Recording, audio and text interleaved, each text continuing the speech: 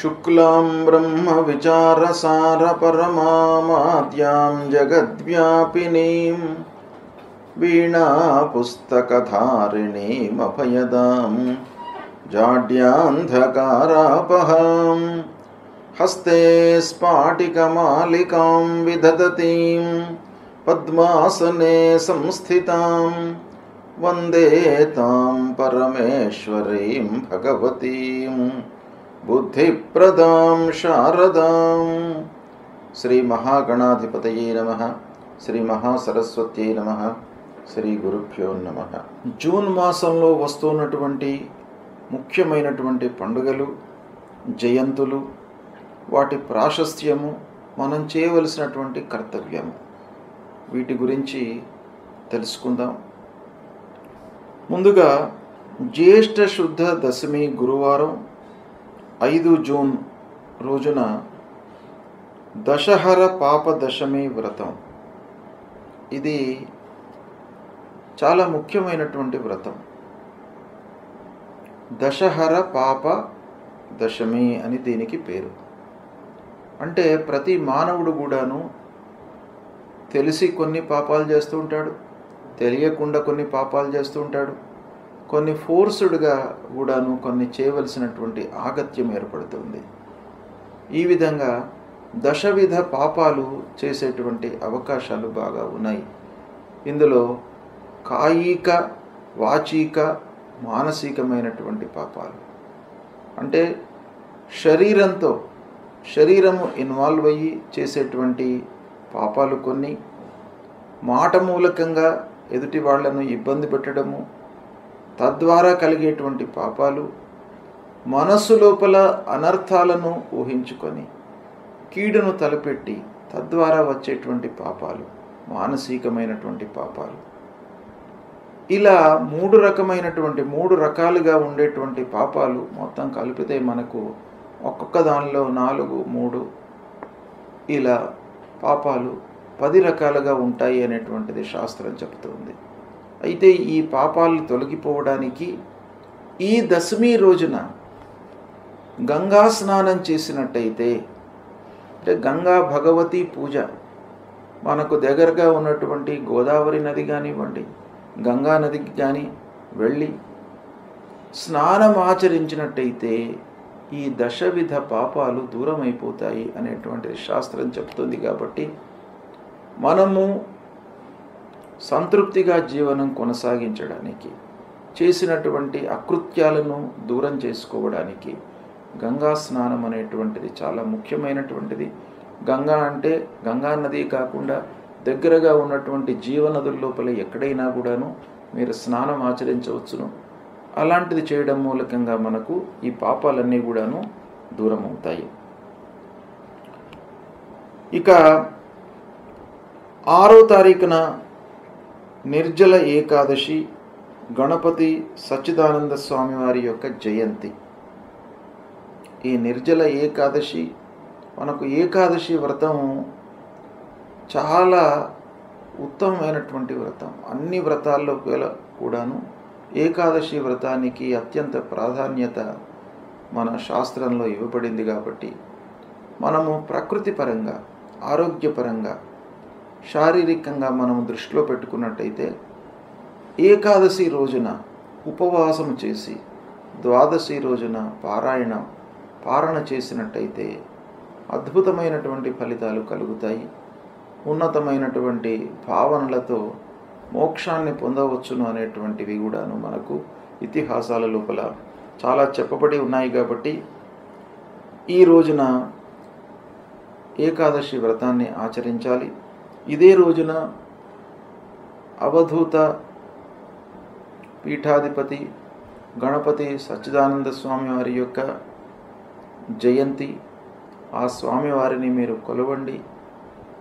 త్రిమూర్తి స్వరూపమైనటువంటి ఆ గురు భగవానుడు, గురుదేవుడి యొక్క అనుగ్రహాన్ని పొందడానికై స్వామివారిని మీరు పూజించండి. ఇక 8వ తారీఖు రోజున మృగశిర కార్తీ ప్రవేశం. వ్యవసాయదారులకు కార్తులు అత్యంత ప్రాధాన్యతను సంతరించుకున్నటువంటివి. కార్తులను దృష్టిలో పెట్టుకొని వాళ్ళు కార్యకలాపాలు చేస్తూ ఉంటారు. వ్యవసాయం ప్రారంభం చేయడము, విత్తనాలు నాటడము, ఇవన్నీ కూడాను కార్తులకు అనుగుణంగా వాళ్ళు చేసుకుంటారు. కనుక మృగశిర కార్తీ ప్రవేశం అనేటువంటిది చాలా ముఖ్యమైనటువంటి కార్తీ. అది 8వ తారీఖు నాడు ప్రవేశిస్తుంది. ఇక 10వ తారీఖు నుండి గురుమౌఢ్యం ప్రారంభమవుతుంది. గురుమౌఢ్యము అనంటే గురువు మనకు కనిపించకుండా లుప్తమవుతాడనమాట. గురుగ్రహము కనపడకుండా ఉన్నప్పుడు శుభకార్యాలు చేయకూడదు అనేటువంటిది శాస్త్రం చెప్తుంది. కనుక ఈ 10వ తారీఖు నుండి గురుమౌఢ్యం ప్రారంభమవుతుంది. దాంతో వివాహాది శుభకార్యాలన్నీ కూడాను నిషేధం. ఒక నెల రోజుల పాటు ఉంటుంది ఈ మౌఢ్యము. ఈ సమయం లోపల శుభకార్యాలు నిషేధము. తర్వాత 11వ తారీఖున జ్యేష్ఠ పౌర్ణిమ బుధవారం వటసావిత్రి గౌరీ వ్రతం. ఈ వటసావిత్రి గౌరీ వ్రతము ముత్తైదువులకు ఆ సావిత్రి ఎలానైతే గౌరీదేవిని పూజించి మాంగళ్యాన్ని రక్షించుకుందో అలాంటి ఉత్తమమైనటువంటి ఈ వటసావిత్రి వ్రతము 11వ తారీఖున వస్తుంది. దీన్ని కూడాను అందరూ ఆచరించి శుభప్రదమైనటువంటి జీవితాన్ని కొనసాగించడానికి ఈ వ్రతం బాగా ఉపయోగపడుతుంది. ఇక 14 జూన్ శనివారం సంకష్టహర చతుర్థి వ్రతం. సంకష్టహర చతుర్థి వ్రతము ప్రతి మాసం లోపల కూడాను పౌర్ణిమ తర్వాత తదియ కానివ్వండి, చవితి రోజున కానీ ఈ వ్రతం వస్తుంది. అందరూ కూడాను ఈ రోజున సంకష్టహర చతుర్థి వ్రతాన్ని ఆచరించి ఆటంకాలు లేకుండా మనము చేపట్టేటువంటి పనులు సుఖమయంగా పూర్తి కావడానికి, ఆ గణపతి యొక్క అనుగ్రహాన్ని పొందడానికై ఈ వ్రతాన్ని మనము ఆచరిస్తాం. ఈ వ్రతం లోపల ఉన్నటువంటి కర్తవ్యం ఏంటంటే, ఉదయం నుండి మనము ఉపవాసంతో ఉండి గణపతిని అర్చించి అభిషేకం చేసి సాయంకాలము చంద్రోదయం వరకు ఉపవాసము ఉండి చంద్రుణ్ణి చూసిన తరువాత ఉపవాస దీక్షను విరమించి అప్పుడు ఆ గణపతికి మళ్ళీ ఒక మారు ప్రార్థన చేసుకొని భుజించడము. ఇది ఈ సంకష్టహర చతుర్థి రోజున చేయవలసినటువంటి కర్తవ్యము. ఈ వ్రతము చాలా ముఖ్యమైనటువంటిది. కష్టాలు నివారిస్తాడు గణపతి, ఆటంకాలు రాకుండా మిమ్మల్ని కాపాడుతాడు.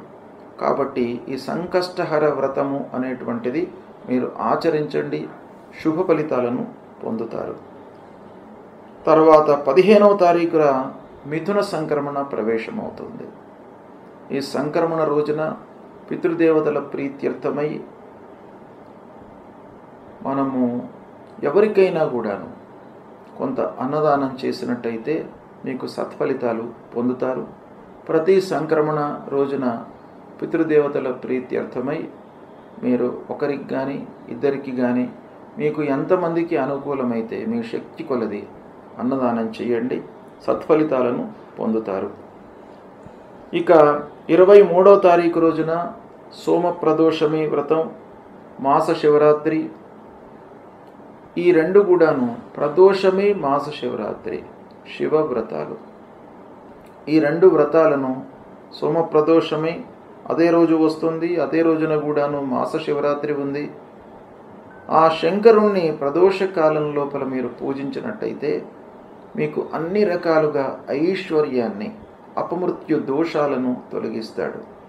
అపమృత్యు దోషాన్ని తొలగించి ఐశ్వర్యాన్ని ప్రసాదించేటువంటి ఆ శంకరుడు ఆ సోమప్రదోషమి రోజున మీరు పూజించినట్టయితే తప్పకుండా మీకు అనుగ్రహం లభిస్తుంది. తర్వాత అమావాస్య, దర్శమావాస్య కూడాను 25వ తారీఖు నాడు వస్తుంది. ఈ అమావాస్య రోజున కూడాను పితృదేవతల ప్రీత్యర్థమై మీరు అన్నదానం చేయండి. ఎవరైతే నిస్సహాయులు ఉన్నారో, అంగవైకల్యంతో ఇబ్బంది పడుతున్నటువంటి వాళ్లకు మీరు కొంత అన్నదానం చేయండి. ఒకరికి ఇద్దరికి మీ శక్తి కొలది అన్నదానం చేసినట్టయితే మీ పితృదేవతల యొక్క అనుగ్రహం మీకు లభిస్తుంది. పితృదోషము ఉండకుండా ఉంటుంది. కాబట్టి ప్రతి అమావాస్య రోజున కూడాను మీరు ఈ కర్తవ్యాన్ని ఆచరించండి. ఇక 27 జూన్ జగన్నాథస్వామి వారి యొక్క రథోత్సవము, పూరి జగన్నాథస్వామి రథోత్సవము ప్రారంభమవుతుంది. ఇక 29 జూన్ రోజున బోనాలు ప్రారంభమవుతాయి. ఇవి ముఖ్యమైనటువంటి పండుగలు ఈ జూన్ మాసంలో ఉన్నాయి. ఈ పండుగలను మీరు గుర్తించి ఋషులు మన జీవితము సుఖమయంగా జరగడానికి, ఆటంకాలు లేకుండా, ఇబ్బందులు లేకుండా, అపమృత్యువు దరి చేరకుండా ఆరోగ్యవంతమైనటువంటి జీవితాన్ని గడపడానికి ఋషులు దర్శించి మనకు నిర్ణయించినటువంటి పండుగలు ఇవి. హిందూ సాంప్రదాయానికి మూల స్తంభాలు. పండుగలను గుర్తించి ఆచరించడం అనేటువంటిది. కనుక ఈ పండుగలను ఆచరించినట్టయితే మన జీవితము సుఖమయంగా జరుగుతుంది. ఆ పండుగల వెనుక ఉన్నటువంటి ఇతిహాసాన్ని కూడాను మీరు అర్థం చేసుకొని దానికి ప్రత్యామ్నాయమైనటువంటి కర్తవ్యాలు, ఏ పండుగ రోజున మనం ఏం చేయాలి అనేటువంటిది మీకు స్థూలంగా నేను చెప్పాను. ఇంకా కూడాను మీరు ఈ విషయాన్ని మీరు తెలుసుకొని ఆచరించినట్టయితే జీవితాన్ని సుఖంగా మీరు కొనసాగించడానికి అవకాశాలు ఉంటాయి. ఉపయోగించుకోండి. ధనుస్సు రాశి వారికి జూన్ నెలలో గోచార ఫలితాలు ఎలా ఉన్నాయో తెలుసుకుందాం. ముందుగా చంద్రుణ్ణి మినహాయించి మిగతా 8 గ్రహాలు ఈ జూన్ మాసంలో ఏ రాశిలో సంచరిస్తున్నాయి, ఏ స్థానాలలో సంచరిస్తున్నాయి, వాటి యొక్క ప్రభావం ఎలా ఉండబోతుంది అనేటువంటి విషయాన్ని చూద్దాం. 15వ తారీఖు వరకు వృషభ రాశిలో సూర్యుడు సంచరిస్తున్నాడు. 16 నుండి మాసాంతం మిథున రాశిలో సంచరిస్తున్నాడు. కుజుడు 6వ తారీఖు వరకు కర్కాటకం, 7వ తారీఖు నుండి మాసాంతం సింహంలో సంచరిస్తున్నాడు. బుధుడు 6 వరకు వృషభం, 22వ తారీఖు వరకు మిథునం, 23వ తారీఖు నుండి మాసాంతం వరకు కర్కాటక రాశిలో సంచరిస్తున్నాడు. గురువు మిథున రాశిలో సంచరిస్తున్నాడు. శుక్రుడు మేషరాశిలో సంచరిస్తున్నాడు. శని మీనం, రాహువు కుంభం, కేతువు సింహంలో సంచరిస్తున్నారు. అయితే ఈ సంచారము ధనుస్సు రాశి వారికి ఎలా ఉంది అనే విషయాన్ని మనం చూసినట్టయితే, సూర్యుడు మొదటి 2 వారాలు 6వ స్థానంలో అనుకూలంగా సంచరిస్తున్నాడు. తదనంతరం 7వ స్థానంలో ప్రతికూలంగా ఉన్నాడు. కుజుడు అష్టమ 9వ స్థానాలలో సంచరిస్తున్నాడు. కుజాష్టమం సంచారం ఉంది. కుజుడి యొక్క సంచారం చాలా ప్రతికూలంగా ఉంది. బుధుడు 6, 7, 8 స్థానాలలో అనుకూలంగా ఉన్నాడు. గురువు 7వ స్థానంలో అనుకూలంగా ఉన్నాడు. శుక్రుడు పంచమంలో అనుకూలంగా ఉన్నాడు. శనేశ్వరుడు అర్ధాష్టమ స్థానంలో ప్రతికూలంగా ఉన్నాడు. రాహువు 3వ స్థానంలో అనుకూలంగా ఉన్నాడు. కేతువు భాగ్యస్థానంలో ప్రతికూలంగా ఉన్నాడు.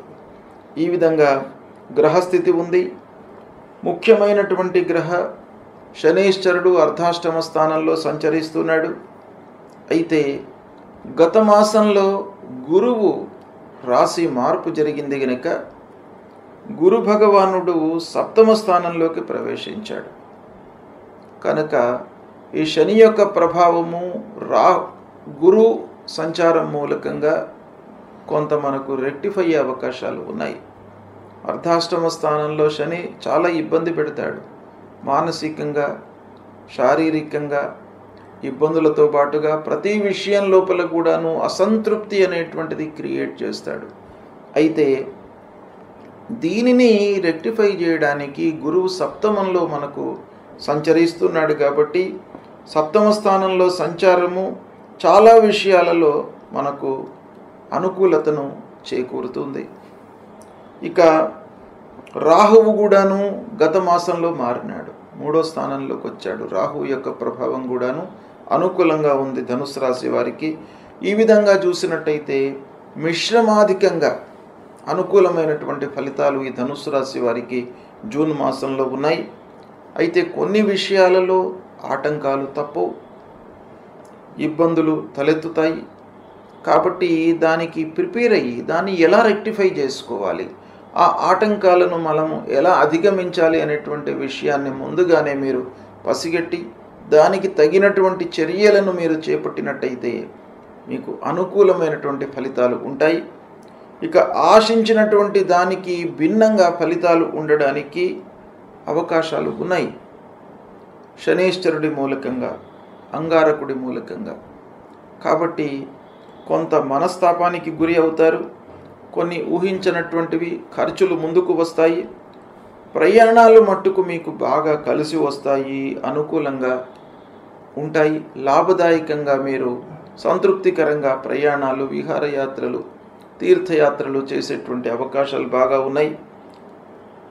మొదటి 2 వారాలు తలపెట్టినటువంటి పనులు నిరాటంకంగా పూర్తి అవుతాయి. ఆర్థికంగా నష్టము ఉన్నప్పటికీ, ఆర్థికపరమైనటువంటి సమస్యలు ఒక పక్కన ఉన్నప్పటికీ పనులు పూర్తి అయ్యే అవకాశాలు బాగా కనబడుతున్నాయి మొదటి 2 వారాలు. కనుక కొంత సంతృప్తిని కలిగించేటువంటి అంశం.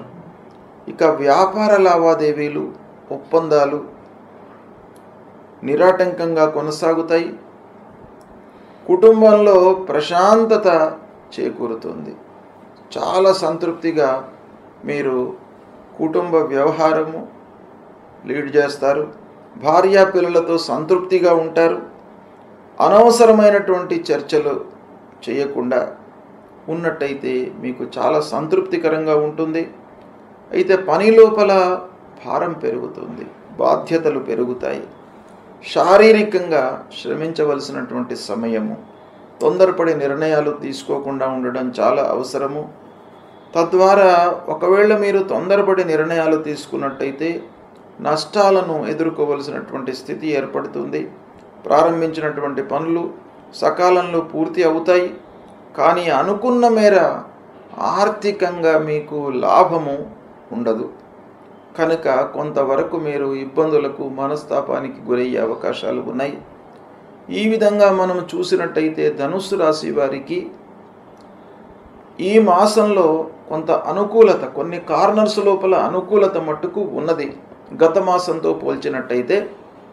కాబట్టి అర్ధాష్టమ శని ఉన్నప్పటికీ ఈ మాసం లోపల మీకు కొంత అనుకూలత గత మాసంతో చూస్తే చాలా అనుకూలంగా ఉంది. కాబట్టి దీన్ని మీరు సద్వినియోగపరుచుకున్నట్టయితే చాలా విషయాలలో మీకు కలిసి వస్తుంది. దీన్ని సద్వినియోగపరచుకోండి. గ్రహస్థితి ప్రతికూలంగా ఉన్నప్పుడు మనము చేయవలసినటువంటి కర్తవ్యాలు 2 ఉంటాయి. ఒకటి, మనము రెట్టింపు శ్రమతో ఆ పనులను చేయాలి. అంటే శక్తియుక్తులను ఉపయోగించి పనులు చేయడము. రెండవది, భగవంతుడి యొక్క అనుగ్రహము కొరకై మనము చేయవలసినటువంటి పరిహారాలు. ఇందులో ముఖ్యమైనటువంటి గ్రహాలు మనపైన చాలా ఎఫెక్ట్ను చూపిస్తాయి. సూర్యుడు, కుజుడు, గురువు, శనేశ్వరుడు, రాహువు, కేతువులు. ఈ గ్రహాలు ప్రతికూలంగా ఉన్నప్పుడు మనం చేయవలసినటువంటి విధి విధానాలు, పరిహారం ఏంటి అనేటువంటి విషయాన్ని చెప్తాను. సూర్యుడు ముఖ్యంగా మనకు ఆరోగ్యాన్ని ఇచ్చేటువంటి గ్రహము. ఆరోగ్య ప్రదాత అయినటువంటి సూర్యుడి యొక్క అనుకూలత బాగా ఉండాలి.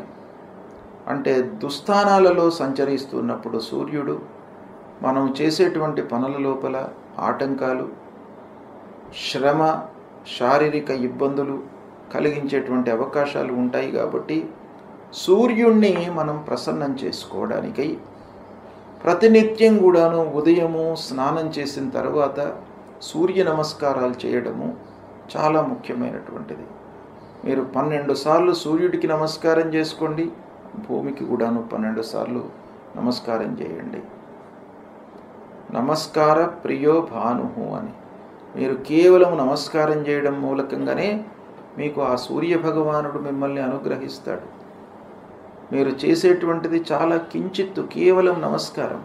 కానీ భగవంతుడు మీకు అనుగ్రహించేది మీకు ఆరోగ్యం. ఆరోగ్యమే మహాభాగ్యం. అలాంటిది మీకు కేవలం నమస్కారం మూలకంగానే వస్తుంది. కాబట్టి ప్రతినిత్యం కూడాను సూర్యుడికి నమస్కారం చేసుకోండి, భూమికి నమస్కారం చేయండి, మూలమంత్రాన్ని పఠించండి. సూర్యుడికి సంబంధించినటువంటి మూలమంత్రం జపా కుసుమ సంకాశం కాశ్యపేయం మహద్యుతిం తమోరిం సర్వపాపఘ్నం ప్రణతోస్మి దివాకరం అనేటువంటి ఈ మూలమంత్రాన్ని ప్రతినిత్యం కూడాను జపించండి. సూర్యుడికి అనుకూలమైనటువంటి జాతి రత్నం మాణిక్యం అంటే కెంపు. ఈ కెంపును ధరించండి. శివాభిషేకం కూడాను చేయండి. శివుడు కూడాను మీకు ఆరోగ్యాన్ని ఐశ్వర్యాన్ని ఇచ్చేటువంటి భగవంతుడు కాబట్టి ఈ సూర్యుడు ప్రతికూలంగా ఉన్నప్పుడు సూర్య భగవానుడితో పాటు శంకరుడికి కూడాను మీరు పూజించండి. తర్వాత మన ఫలితాలపై అంగారకుడు అంటే కుజగ్రహం కూడాను బాగా ప్రభావాన్ని చూపిస్తాడు. కుజుడు ప్రతికూలంగా సంచరిస్తున్నప్పుడు మీరు సుబ్రహ్మణ్య స్వామిని పూజించండి, కాళీమాతను పూజించండి. ఎర్రటి పూలతో మీరు పూజించినట్టయితే ఆ అంగారకుడు మిమ్మల్ని అనుగ్రహిస్తాడు. ఈ అంగారకుడు అంటే కుజుడి యొక్క ప్రభావము నిర్వీర్యం కావడానికి, తగ్గడానికి, ప్రతికూల ఫలితాలు ఉండకుండా ఉండడానికి మీరు ప్రతినిత్యం కూడాను ధరణీ గర్భసంభూతం విద్యుత్ కాంచన సన్నిభం కుమారం శక్తిహస్తంచ మంగళం ప్రణమామ్యహం అనేటువంటి ఈ మూలమంత్రాన్ని ప్రతినిత్యం కూడాను జపించండి. సుబ్రహ్మణ్య స్వామి దేవాలయానికి వెళ్ళండి. ఈ అంగారకుడికి ప్రీతికరమైనటువంటి జాతిరత్నము పగడం. పగడాన్ని ధరించండి. పగడాన్ని ధరించినట్టయితే కూడాను అంగారకుడు ప్రీతి చెంది మీకు అనవసరమైనటువంటి ఇబ్బందులు లేకుండా మిమ్మల్ని కాపాడుతాడు. ఇక గురు భగవానుడు అత్యంత ప్రధానమైనటువంటి గ్రహ కనుక గురువు ప్రతికూలంగా ఉన్నప్పుడు మీరు దక్షిణామూర్తి దేవాలయానికి వెళ్ళడము, దత్తాత్రేయ స్వామి దేవాలయానికి వెళ్ళడము, దత్తాత్రేయ స్వామిని కొలవడము, ఇవి చేసినట్టయితే మీకు ఆ గురు భగవానుడి యొక్క అనుకూలత లభిస్తుంది. సద్గురువులను సందర్శించుకోండి, మాతాపితృవులను సేవించండి. ఆ గురు భగవానుడి యొక్క అనుకూలత లభిస్తుంది. ఇక ఈ గురు ప్రీత్యర్థమై మూలమంత్రాన్ని కూడాను ప్రతినిత్యం జపించుకోండి. దేవానాంచ ఋషీణాంచ గురుం కాంచన సన్నిభం వందనీయం త్రిలోకానాం తం నమామి బృహస్పతిం అనేటువంటి ఈ మూలమంత్రాన్ని ప్రతినిత్యం కూడాను చదువుకోండి. పసుపు వస్త్రము, శనిగలను దానంగా ఇవ్వండి. పుష్యరాగాన్ని ధరించండి. గురువుకు ఇవి చాలా ప్రీతికరమైనటువంటిది కాబట్టి వస్త్రము, ధాన్యము దానంగా ఇవ్వండి. ఈ కనక పుష్యరాగాన్ని ధరించండి. ఇక శనైశ్చరుడు ప్రతికూలంగా ఉన్నప్పుడు శని మనకు చాలా విషయాల లోపల ప్రభావాన్ని చూపిస్తాడు. ముఖ్యంగా ఆర్థికపరమైనటువంటి సమస్యలను క్రియేట్ చేస్తాడు. రాబడి పైన ప్రభావాన్ని చూపిస్తాడు. కనుక శని భగవానుణ్ణి అనుకూలం చేసుకోవడం చాలా ముఖ్యమైనటువంటి కర్తవ్యం. శనిని ప్రీతికరంగా మనం పూజించాలి. శని ప్రీత్యర్థమై ఏం చేయాలి? శివుణ్ణి పూజించండి, ఆంజనేయ స్వామిని పూజించండి, స్తోత్ర పారాయణం చేయండి, శని స్తోత్ర పారాయణం చేయండి. తర్వాత హనుమాన్ చాలీసా పారాయణం చేయండి. ఇవి చేసినట్టయితే శని మీకు ప్రీతి చెందుతాడు. నీలాన్ని ధరించండి. నల్లని నువ్వులు, నల్లటి వస్త్రము, ఒక ఇనుప ముక్క, వీటిని దానం ఇవ్వండి.